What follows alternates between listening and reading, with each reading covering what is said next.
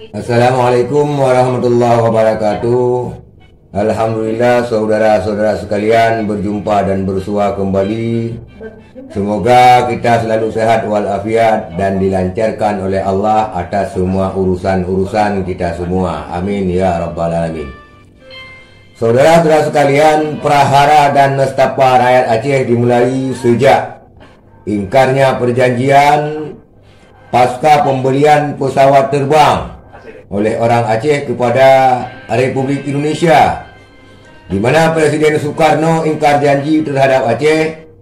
Dari masa itulah perlawanan Aceh mulai digulirkan dan terjadi penembakan puluhan warga sipil di Lepung Aceh, dan mengakibatkan dengan kejadian tersebut Tengku Hasan Muhammad Tiro, ataupun yang lebih dikenal dengan Wali, yaitu Tengku Hasan Tiro, keluar dari delegasi Republik Indonesia di PBB dan mengklaim dirinya menjadi duta Aceh ataupun duta DITII Aceh di PBB. Dan akhirnya beliau dideportasi dan beliau menjadi deklarator Aceh Merdeka.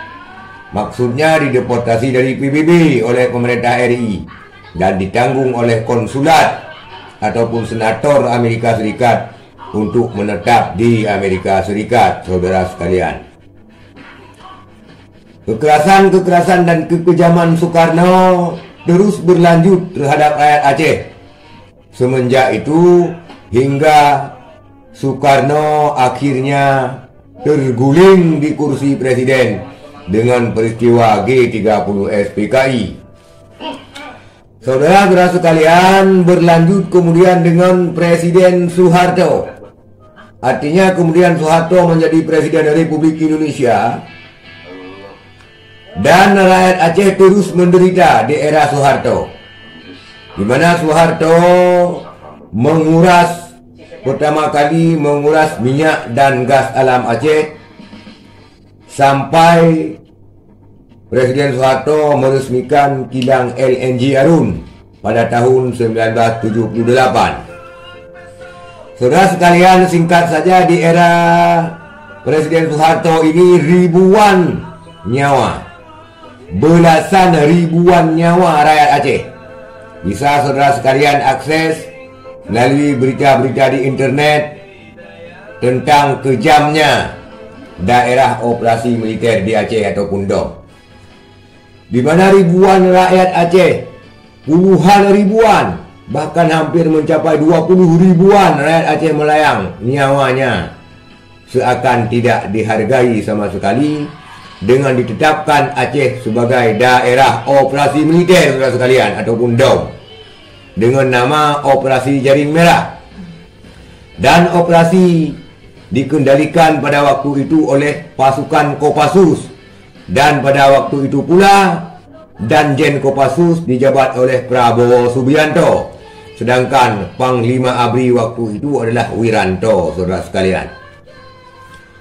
DOM diberlakukan di 3 Aceh, saudara sekalian, yaitu Aceh PD, Aceh Utara, dan Aceh Timur.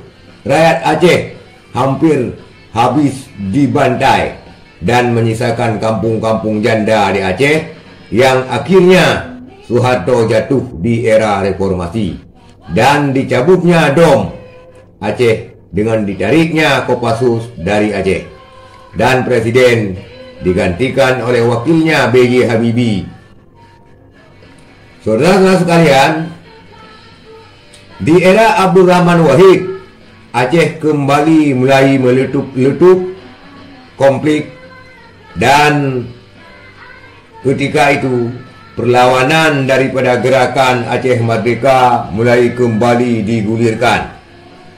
Pasca daripada jatuhnya Presiden Abdul Rahman Wahid dan dijabat oleh Megawati Soekarno Putri, kembali saudara sekalian, Soekarno Putri, Megawati Soekarno Putri memberlakukan daerah operasi militer ataupun darurat militer, bukan daerah operasi militer. Kalau daerah operasi militer, saudara sekalian, pada masa Soeharto, di masa Megawati ini diumumkan darurat militer pada akhir tahun 2003, saudara sekalian.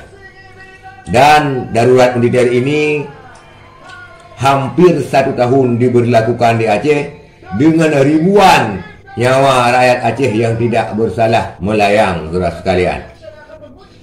Dan ketiga presiden tersebut, yaitu Soekarno, Soeharto, dan Megawati, hanya Megawati yang pernah meminta maaf terhadap kekejaman dan kekejian yang berlaku di Aceh, saudara sekalian.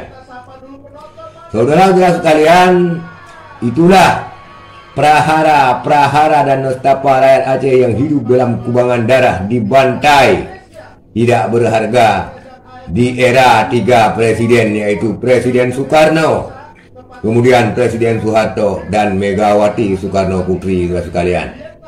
Saudara-saudara sekalian, kita akan menyusul kepada tahun 2024, yaitu pemilihan Presiden Republik Indonesia kembali, karena masa 2024, yaitu Joko Widodo, habis masa jabatannya. Akankah presiden terpilih nantinya akan membawa nestapa dan prahara juga bagi rakyat Aceh, saudara sekalian? Kita lihat, hanya Allah yang bisa menentukan. Kita berdoa semoga Aceh damai dan dalam keadaan baik-baik saja. Terima kasih atas segala perhatian. Mohon maaf atas segala kekurangan. Assalamualaikum warahmatullahi wabarakatuh.